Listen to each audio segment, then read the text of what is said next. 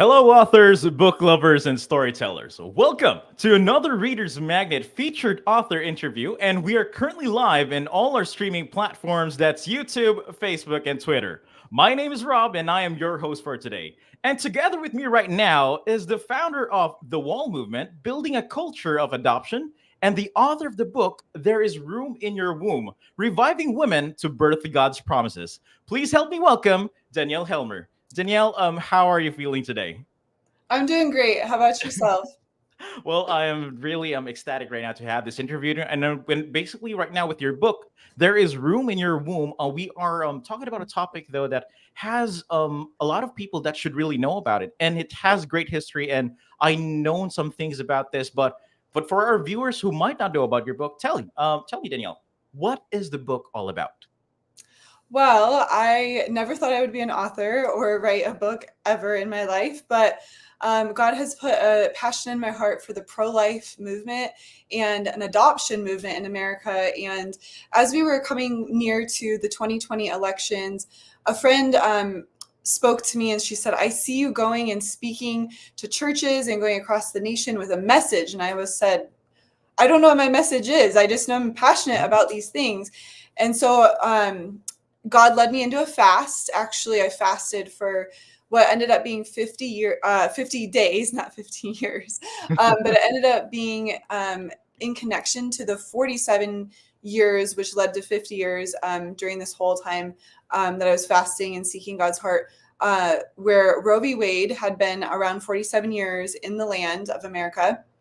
And we were nearing the 48-year mark. And I felt like God was beginning to speak to me and many believers across America that by the 50th year of Roe v. Wade being law in the land, which 1973 is when Roe v. Wade began, that around the 50th year, we were believing for the ending of this tragic law that was put into place in 1973, which allowed abortion across the nation. Hmm. And so we were believing that God wanted to overturn Roe v. Wade. So I set my heart to fast and pray and ask God these questions. How do you plan to overturn Roe v. Wade? What's the church's role in being a solution to that? Because that leaves a lot of babies without homes that are going to be born. And then also, God, what are you saying to churches, and how do you plan to overturn Roe v. Wade? What is your plan? So I set my heart to fast and pray, and God spoke to me. He gave me a dream, but he also walked me through my own personal journey, which I never thought I'd talk about this publicly, of an attack on my own physical womb. And I believe that across our nation, many women have had an attack on their womb, whether they've had a hard time getting pregnant or miscarriages or abortion. I believe that the enemy, Satan, is against women and against what they carry, because they carry life. They carry babies, and those babies are meant to change the world. You know, Hmm. yourself, you have a destiny, and you're doing what you were called to do, and helping to share about books. And I feel like I'm doing what I'm called to do. But every baby has a dream in God's heart. God has a plan for them in their lives. And when we abort them, they are, or if they're miscarried, they're not able to fulfill that calling on their life. So my book, I ended up writing this book after I had a dream. And in the dream, God spoke to me and he said, there is room in your womb to get pregnant, which in real life, I had two surgeries already, and I was about to get a third surgery on my womb. And again, this is not something you normally would talk about, but I've noticed it's something that a lot of women deal with. And I desire to have children and adopt one day as well. But I want to physically give birth to children. And I think that there's many women that relate to that. So that's a bit about the book. And then I would just add on, when I wrote it, the plan and the goal was, it's 12 chapters. So the goal is 12 months of women gathering in groups and praying. So each chapter, they would read it together on their own. They come together and they discuss it. And there's different like points at the end of each chapter that they can pray about or discuss. And the plan was, we're going to fast and pray for the overturn of Roe v. Wade 12 months together for the whole year of 2022. Hmm. And 6 months into doing that, Roe v. Wade was overturned. And I prophesied it in the book that Roe v. Wade was going to be overturned. And it's like a 50-year law in the land. So that was really, really crazy to me. Well, well, it's you can say that God really works in mysterious ways, and what you did really you had really made something though. What you did with this group of women, you prayed for 12 months, did everything you can, and again, it's not a coincidence that after the book was out, then a couple of months, the law was overturned. And that is just not a coincidence. That is a blessing in disguise. I got it. That's just that's what I think about it. I Yeah. gotta give that to you, and it's really something though. But so you're telling me that this book has 12 chapters here, Danielle. Yeah. With all of these chapters, can you tell me what is the most impactful line from your book that you can share with us? Mm. There's so many favorites. I actually wrote one down, then I changed it last minute because I want to share all of them. Okay, Because I go. don't believe that I wrote this book. I really believe Hmm. God wrote through me. I'm just a vessel of the Holy Spirit of God. And again, I never thought of myself as a writer, but the more I wrote, the more I realized it's like an art. It's like you have to craft words together. But this is one of my favorites. It says, "Weeping is a skill that God has given to women because we were made to give birth. Our weeping is not in vain. It is unto children being born. The very trial that you find yourself in is your invitation to cry tears of hope that will water the ground for a garden of life to bloom." Let that sink in for a bit. Let that line sink in for a bit. You know what? Right now, I'm really speechless with that line though. It really has that impact and that message. And I'm going back to what you said though. You're telling us that you're not the one writing it, but God is using you as an instrument to write these words. And these words even this line that you told me, as it's really impactful. It Thank you. it has that core message, and it really weighs a lot. And this way is, I think, from all the experiences you've had, not only you, but to the other women who understand what you've gone through, and a lot of people can relate to this. And um, is there another one that you'd like to share with us, though, or is because again, you want to, but I'm really speechless though. This is the first time I am caught speechless with from a book, though. Gotta give that to you here, Thank Danielle. you. Thank you. Yeah, I'll share the other quote. It was just Sure. weeping in repentance partnered with authoritative and prophetic prayers are two fists punching the enemy in his face. A humble heart that knows its identity in God will knock down the altars of Baal, which I know it's a really intense thing to say. It's Um, an intense one. but Baal in Bible times, um, babies were being sacrificed to this god, Mm. Baal. Oh They were yeah. literally killing their children. And I believe that's what we're doing in America. We're killing our children. We've lost over 60 million babies. Uh, I know. You know, going over the details though. Again, it was a 50-year battle though. It was a Yeah. 50-year battle. Everything is bundled right now though. It's turning up for a brighter future, Yeah. especially with you and your group. The wall movement. Yeah. Again, from the wall, from the slogan itself, building a culture of adoption.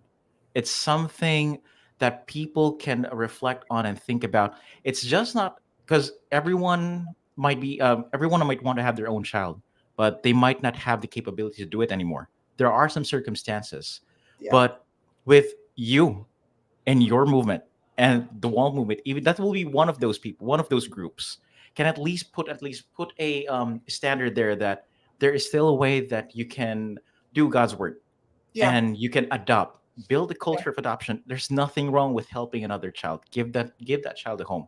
And Yeah. that is one thing that I really love about your movement, about Thank the book you. as well, and about you, Danielle. It's really heartwarming, and it's a really brave movement. But Thank you. yeah, it's really heartwarming, really it's really impactful movement. And but I just have this question right now because about the whole thing. I know you were inspired by God to write this, but was there who really inspired you to write this book? Like, what pushed you to be an author, to write this book, get this out there, and start doing it?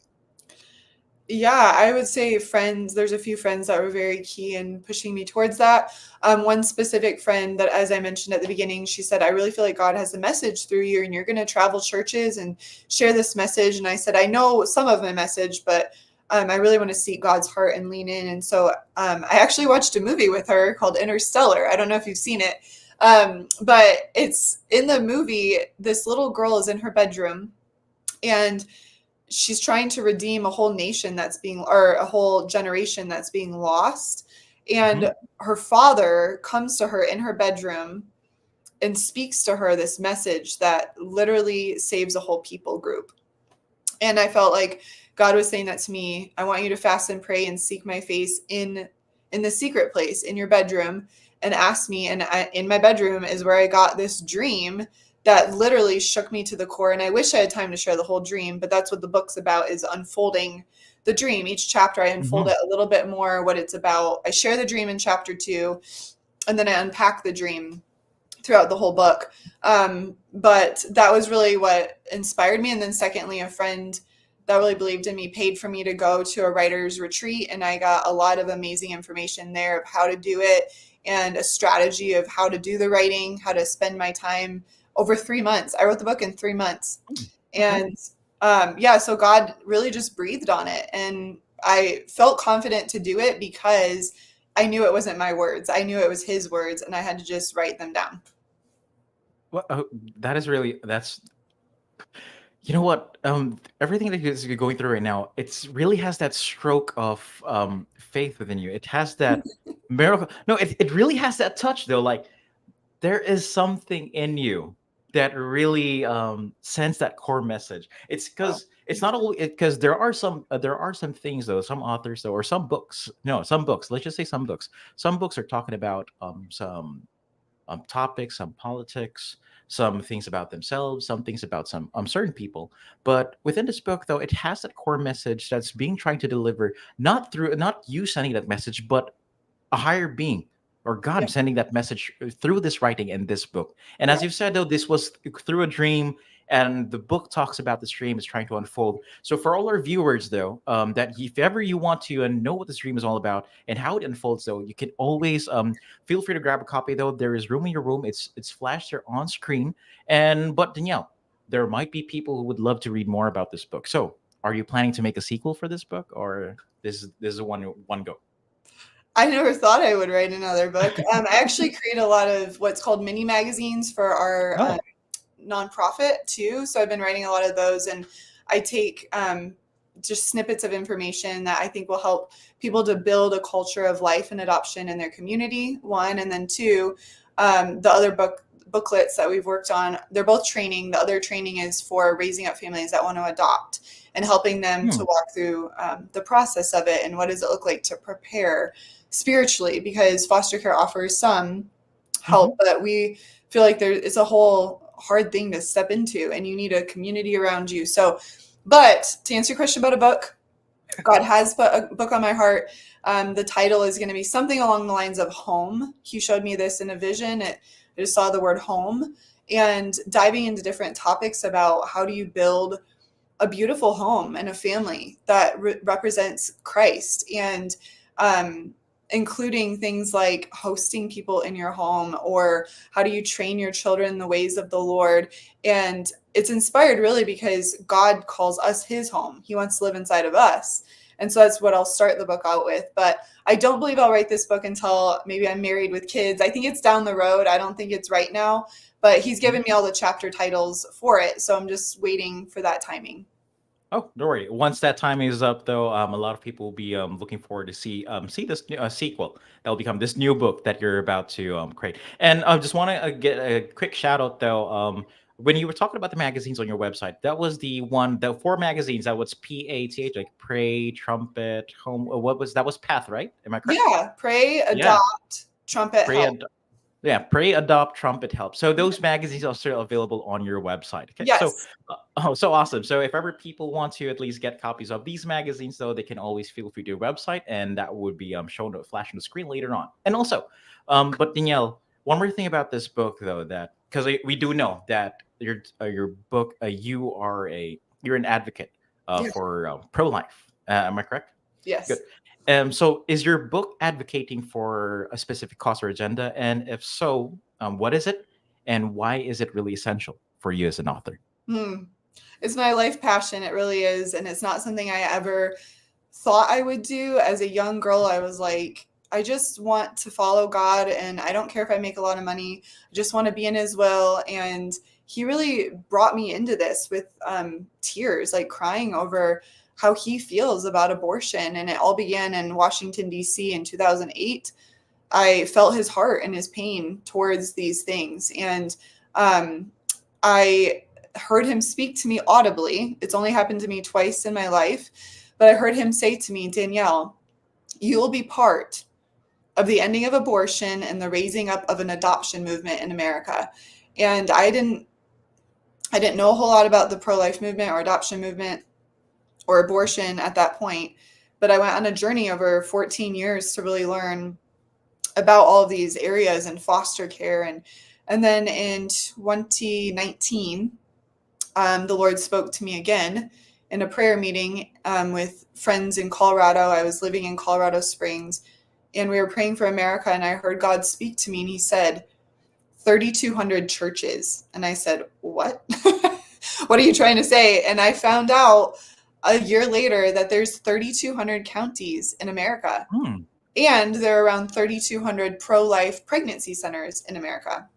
And Oh, so God has put it on our hearts as a movement to raise up what we call the wall. Like the book of Nehemiah, they built with two hands. One hand, we're asking, would you pray against injustice, the injustice of abortion, the injustice of human trafficking, and the foster care crisis? But then on the other hand, would you actually be a solution to what you're praying for? Would you step in and actually be activated and do something about it? And that looks like adopting, or it looks like wrapping around moms that choose life for their babies. And or you can just support families that are adopting. You can bring them meals, you can give them finances, you can take their kids out and have fun with them. So there's a way we can all be a part of this movement, and it looks different for each person, but that's what I mean by building a culture of adoption. So we have trainings on our website. Advisors training, as I mentioned, is for families and even individuals wanting to adopt. And then we have our ambassadors training, which is if you want to build a life culture or pro-life culture or adoption culture in your region, we want to connect you to ministries. We have about 20 ministries on board right now as a wall, and our goal is to have 40, so we're halfway there, of ministries across the nation working together. But in every county, we want to call people work together with different ministries and churches. We're all in this together. So you can check out our website and sign up for our emails to get in the loop. You can buy my book is on my website, but it's also on Amazon.